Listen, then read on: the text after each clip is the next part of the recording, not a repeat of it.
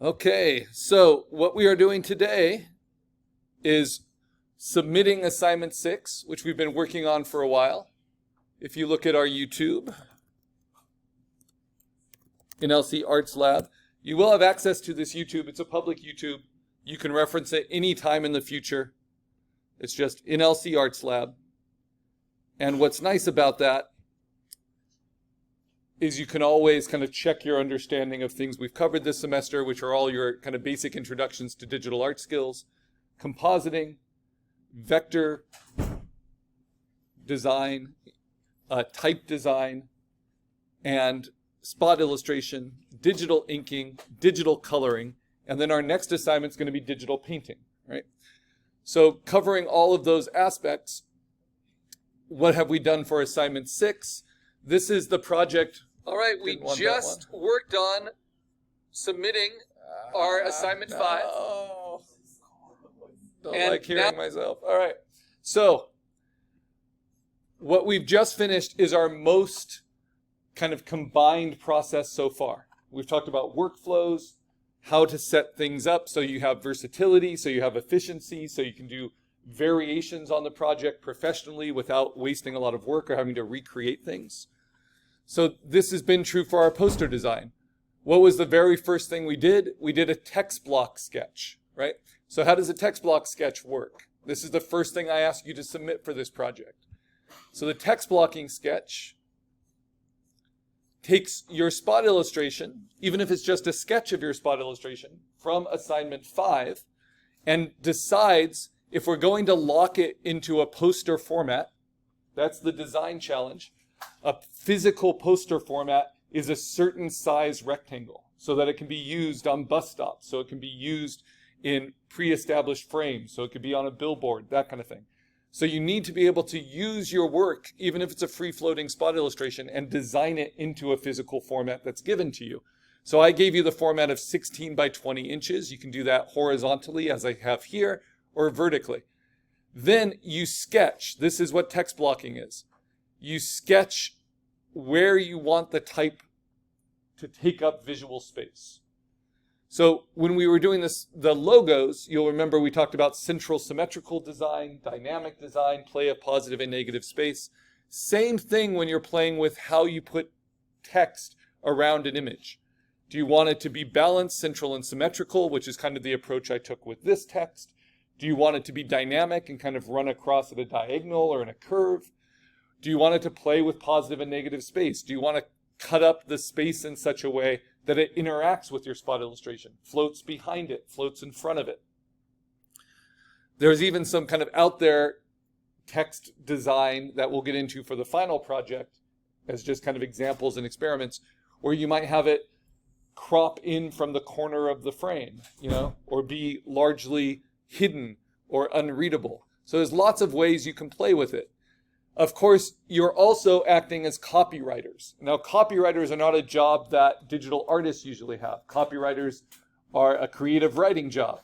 And that's the people that kind of write taglines for companies, like for McDonald's, "I'm loving it," with, I think, a German design firm. So sometimes you're given the text. I'd say most often you're given the text that you have to design into your posters or your campaigns. In this case, you get to create your own and pick your own copy. So what I did is I added an I and a D to my vote illustration so that it says "I voted," and then underneath I wanted a banner that said "You're welcome," right? You do always want to make sure you're spelling things correctly, that it's communicating as clearly as possible. This is optional, but the first requirement is to give some sort of text blocking sketch. So if you don't have one yet, go to your original PSD file for assignment 6. So I'm going to open up my latest PSD, which I have altered a little bit since the last video because I wanted to mess around with the spacing a little bit and with the background.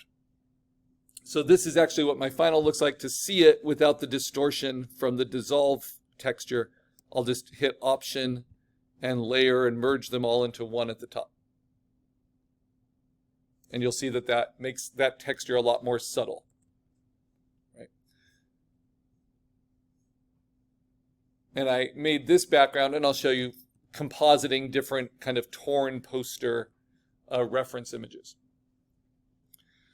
So how could I get a text blocking sketch from this if I don't have one already? Well, I could always just make a new layer on top and then sketch it. Because even if you didn't do it in the right order, this helps you understand the skills that I need you to have, the knowledge, skills, and abilities from this course. That it is important to do text blocking first before you actually do your type design. So if you didn't do it first, or if you just didn't ever make note of it, go ahead and note your design of the text blocks after the fact. So what would that look like? Here's my spot illustration. This is just kind of a rough placement of my spot illustration on the format of the poster, 16 by 20. It's a sketch. It can be loose, and you can try out different approaches, right? I think I just did all of that drawing on the wrong layer.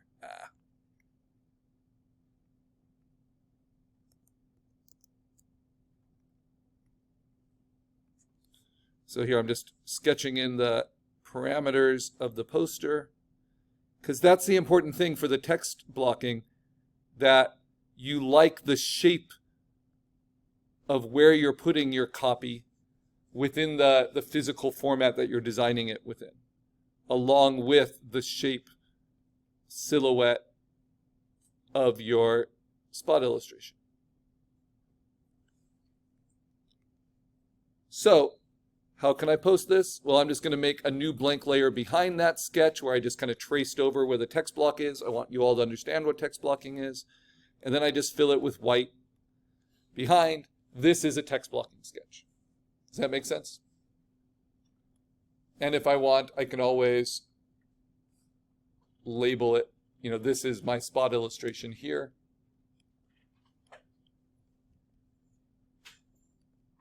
And then this is where the type goes. It goes here, it goes here, it goes here. And then a more refined text blocking sketch might actually divide up the space into the letter forms that you need. Okay, so once you've done that, you can save that as a JPEG, you can post it. That's the first thing I asked for, a text blocking sketch. It's even helpful if you don't have the outside format showing, because it shows how your text relates to your spot illustration. So either one of these approaches works. Next, I posted optional inspiration. You know, looking at poster design, I don't want you to just look at the colors, just look at the pictures, or just look at what it says. I want you to start paying attention to how they arrange the type to move your eye through the image.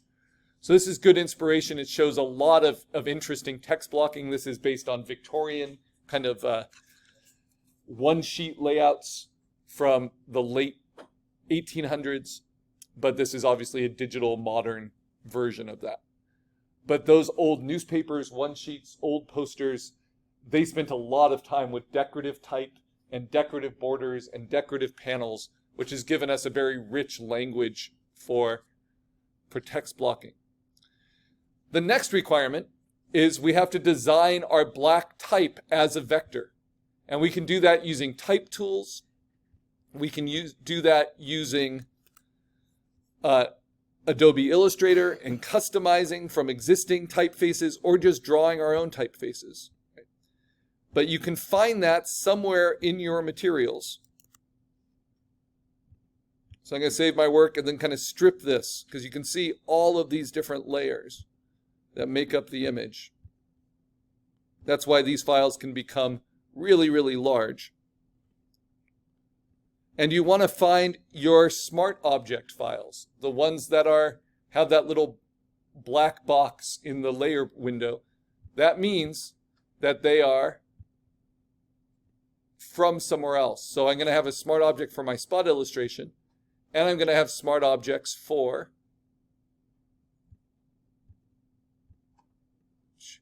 my text. So I'm going to turn everything else off to try to find my black text. Let me turn off these backgrounds. So much that goes into these posters. All right, so looking for smart objects. Here's one, but that's the spot illustration. Here's a text layer that I modified from. So this is my black vector type. So then I would make a JPEG of that, a screen grab of that, or a PNG of that with the background turned off. And that would show the black vector type that I designed, and I post that. So again, you can post it with the background so that you can see the format it's fitting within, or you can just post it free floating. The third requirement is the color variations to that type. And what's really brilliant and very professional about doing black vector type as a smart object is then you can simply do layer styles to it to add color, right? But then some of us, like I needed to for the I and the D, I also needed to do digital coloring, just like I did for my spot illustration, to fill in behind the letters. So I want to turn all of those on.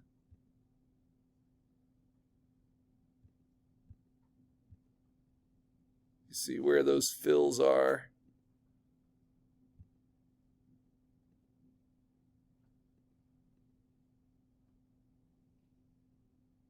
I've got a lot. There. Or that's starting. It's all in a group here.